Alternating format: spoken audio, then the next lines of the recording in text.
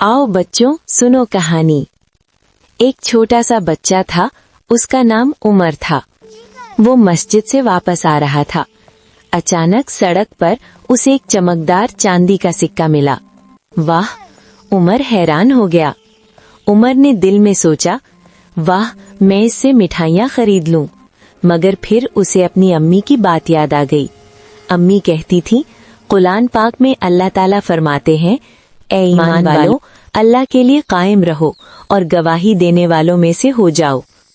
उमर ने फैसला किया। वो फौरन बाजार की तरफ दौड़ पड़ा।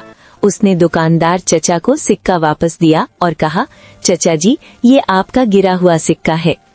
दुकानदार चचा बहुत खुश हुए। उन्होंने उमर को प्यार से गले लगा लिया और इनाम में 2 मिठाइयाँ दी। उन्होंने कहा, बेटा, ईमानदारी सबसे बड़ा खजाना है। बच्चों, ईमानदारी अल्लाह को बहुत पसंद है। ये हमेशा बरकत लाती है, चाहे लालच कितना ही क्यों ना हो। आओ हम सब ईमानदार बने।